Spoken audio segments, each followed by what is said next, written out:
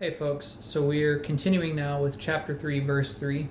For we also once were foolish ourselves, disobedient, deceived, enslaved to various lusts and pleasures, spending our life in malice and envy, hateful, hating one another.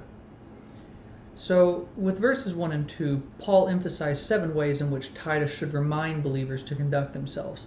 And here with verse 3, he provides a kind of parallel or contrast. This is a technique we've already seen him use here in the book.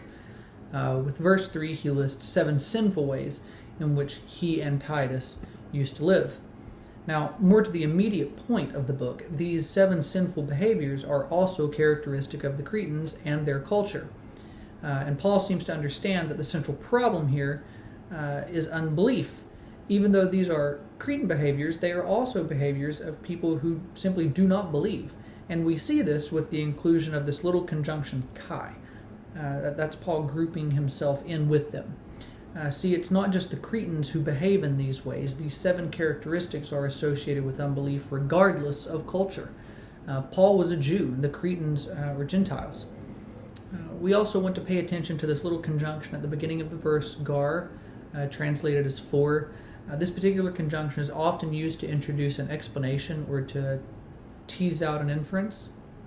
And we're going to see that as we go forward in the next few verses, Paul is actually introducing a sequence of thought here that's going to reinforce why Titus should remind the Christians on Crete to behave in the ways outlined in verses 1 and 2.